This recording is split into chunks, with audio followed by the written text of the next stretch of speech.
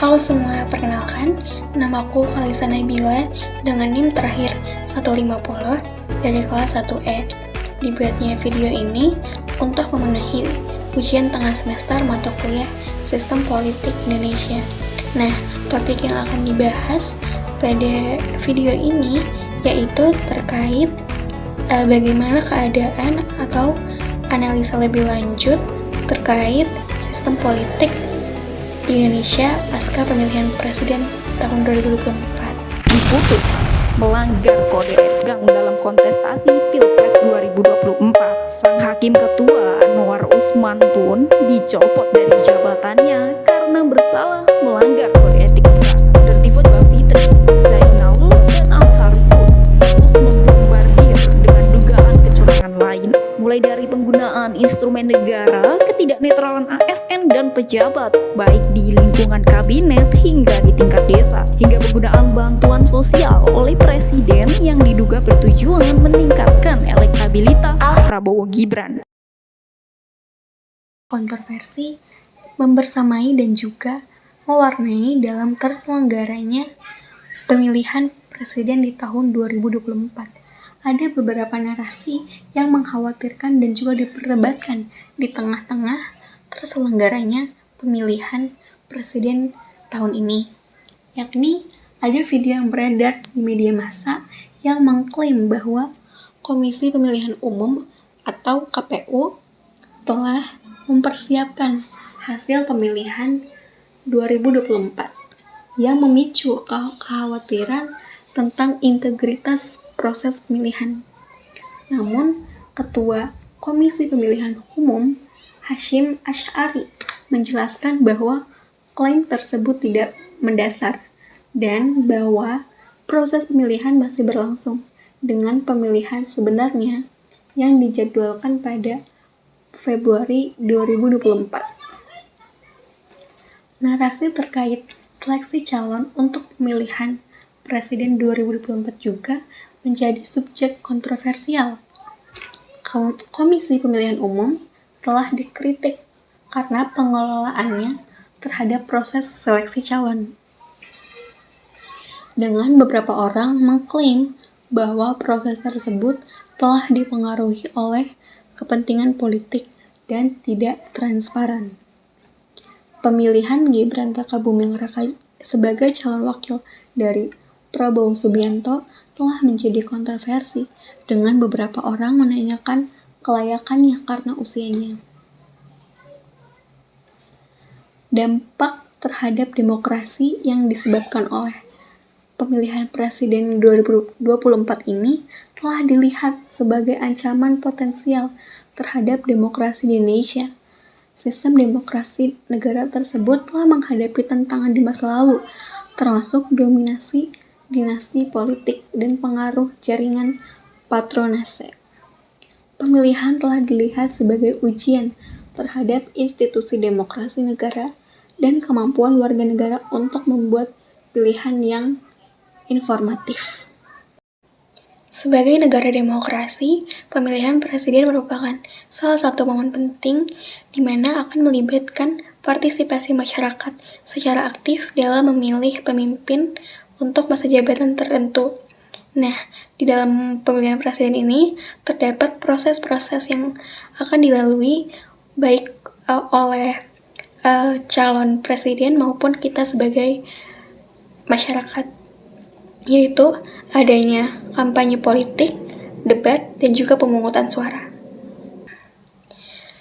Seperti yang sudah kita ketahui, dari ketiga pasangan calon tersebut, mereka masing-masing memiliki platform tersendiri untuk menyampaikan visi misi, program kerja, maupun janji-janji kampanyenya untuk mempengaruhi ataupun mengajak masyarakat untuk memilih dari masing-masing paslon tersebut. Di sini saya akan sedikit membahas terkait bagaimana kampanye yang dilakukan oleh ketiga paslon tersebut. Gaya kampanye Anies Baswedan dan Caimin dalam pemilihan presiden di tahun 2024 terlihat melalui serangkaian kegiatan yang melibatkan kampanye akbar di berbagai daerah.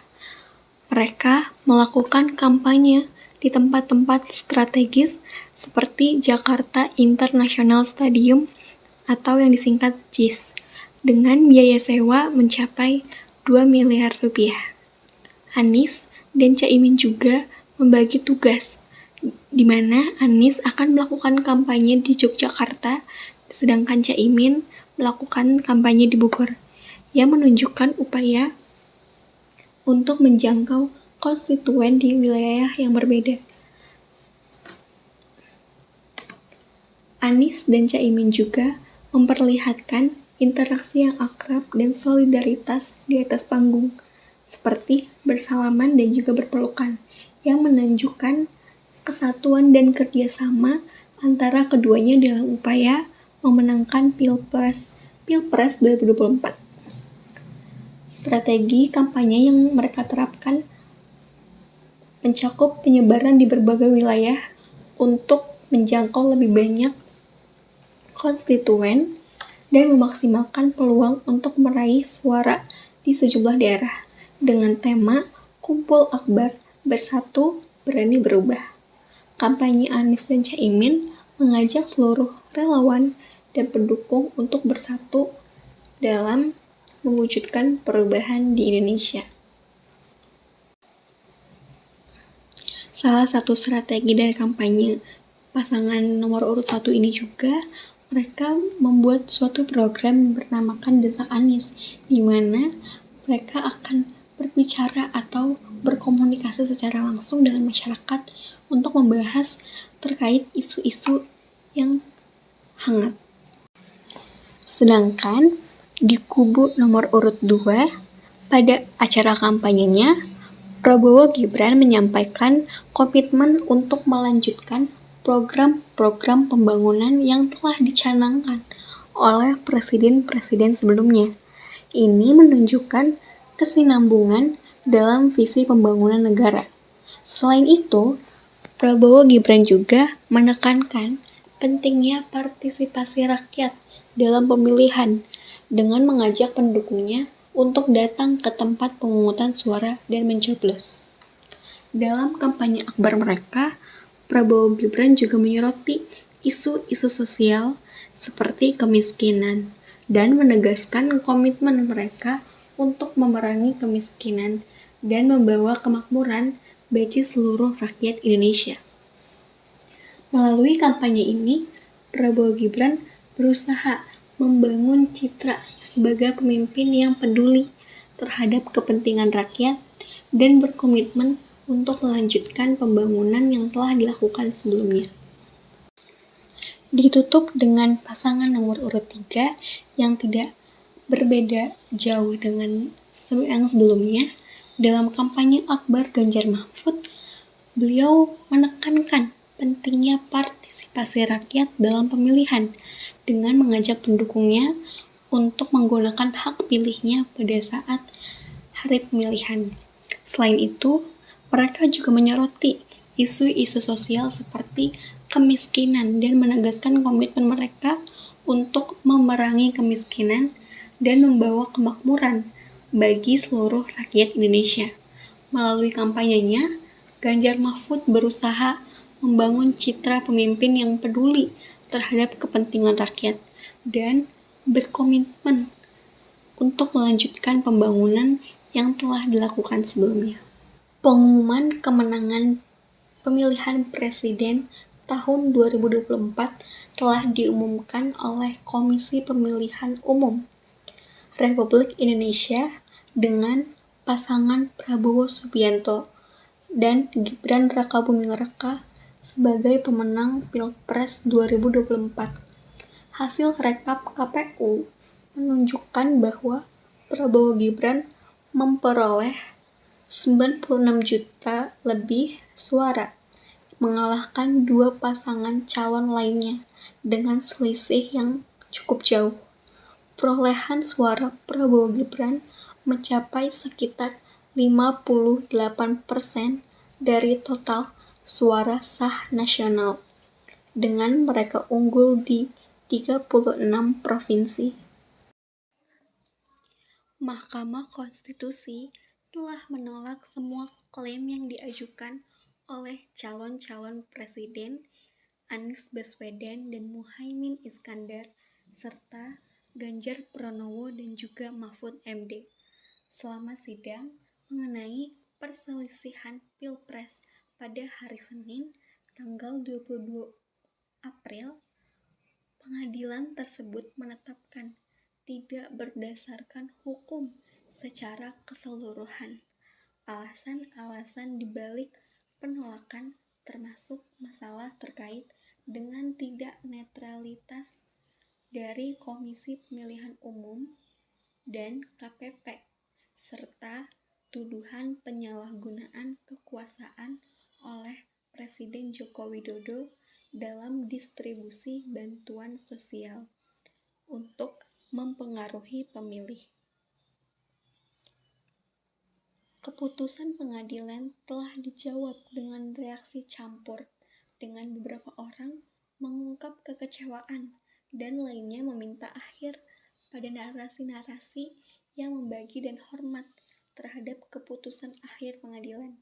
Sementara itu, juru bicara MK, Fajar Laksono, mengakui bahwa dalam beberapa bulan terakhir, kepercayaan masyarakat terhadap pengadilan telah mencapai titik terendah. Namun, ahli hukum seperti Bivitri Susanti masih memiliki kepercayaan pada Mahkamah Konstitusi, walaupun mengungkap keraguan tentang efisiensi dan keimanan pengadilan. Peran pengadilan dalam masa setelah Pilpres 2024 telah menjadi topik debat yang intens, terutama setelah putusan kontroversial tentang syarat usia minimal untuk calon presiden yang sering disebut sebagai putusan 90 atau kasus 90. Anwar Usman, Ketua Mahkamah Konstitusi pada saat itu, terlibat dalam kasus tersebut sehingga menimbulkan tuduhan konflik kepentingan karena hubungannya dengan Presiden Joko Widodo, anaknya Gibran Rakabuming Raka yang menjadi salah satu pemenang. Keputusan pengadilan telah dianggap sebagai langkah kritis dalam membawa stabilitas ke negara dan menjamin integritas proses pemilihan. Keputusan akhir pengadilan diharapkan dapat mengakhiri perselisihan dan membuka jalan bagi presiden terpilih untuk mengambil jabatan. Partai Demokrasi Indonesia Perjuangan mengaku siap menjadi oposisi pemerintah di periode pemerintahan mendatang. Pernyataan ini disampaikan Sekretaris Jenderal PDIP Hasto Kristianto dalam keterangan tertulisnya Kamis 15 Februari 2024. Keterangan ini sekaligus menanggapi hasil hitung cepat Pilpres 2024. Hasto mengatakan, berada di luar pemerintahan adalah suatu tugas patriotik dan pernah dijalani PDI Perjuangan pasca pemilu 2004 dan pemilu 2009.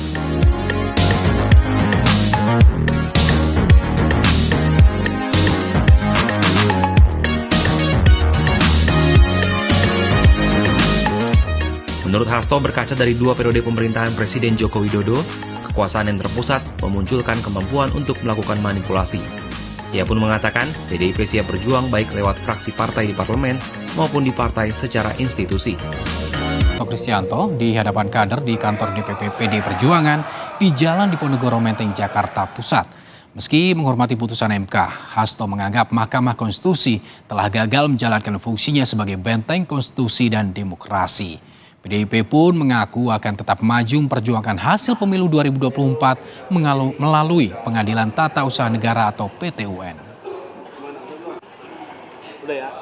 Di dalam menjalankan fungsinya sebagai benteng konstitusi dan benteng demokrasi, namun mengingat sifat keputusannya yang bersifat final dan mengikat, maka PD Perjuangan menghormati keputusan MK dan akan terus berjuang di dalam menjaga konstitusi, memperjuangkan demokrasi, pelaksanaan pemilu yang demokratis, jujur, dan adil, serta berjuang untuk menggunakan setiap ruang hukum termasuk melalui Setelah 2 periode menjadi pemegang kekuasaan, Partai Demokrasi Indonesia Perjuangan memiliki kemungkinan kuat menjadi oposisi dalam pemerintahan 2024. Walaupun berhasil menang dalam pemilihan legislatif, skenario ini dipicu oleh kemenangan signifikan partai dalam pemilihan legislatif yang memperoleh 109 dari 560 kursi di Dewan Perwakilan Rakyat, dan potensi untuk membentuk oposisi yang kuat di parlemen.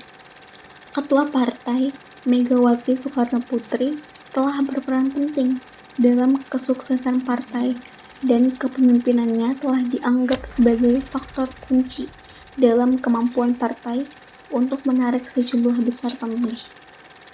Namun, peluang partai menjadi oposisi juga dipengaruhi oleh hasil pemilihan presiden di mana calon partai Ganjar Pranowo gagal memenangkan presiden. Hasil ini telah memicu spekulasi tentang peran partai dalam pemerintahan, dengan beberapa orang mengatakan bahwa partai mungkin menjadi oposisi karena kemenangan signifikan dalam pemilihan legislatif. Sekretaris Jenderal Partai, Hasto Kristianto, telah mengindikasikan kemungkinan partai menjadi oposisi, mengatakan bahwa partai dapat mendukung kebijakan yang menguntungkan rakyat, bahkan jika tidak menjadi bagian dari pemerintahan. Ini menunjukkan bahwa partai siap bekerja sama dengan pemerintah pada isu-isu yang sesuai dengan nilai-nilai partai, tetapi juga siap menentang pemerintah jika diperlukan. Analisis politik dari Universitas Brawijaya juga telah memprediksi bahwa PDIP dapat membentuk oposisi yang solid bersama Partai Keadilan Sejahtera karena memiliki narasi yang sama pada isu-isu seperti hak rakyat. Prediksi ini menunjukkan bahwa PDIP dapat menemukan kesamaan dengan partai lain untuk membentuk oposisi yang kuat di parlemen. Sejarah partai sebagai oposisi juga berperan dalam potensi partai menjadi oposisi dalam pemerintahan 2024. Ganjar Pranowo, calon presiden partai, telah mengatakan bahwa partai telah menjadi oposisi selama 10 tahun di masa lalu, selama masa kepresidenan Susilo Bambang Yudhoyono.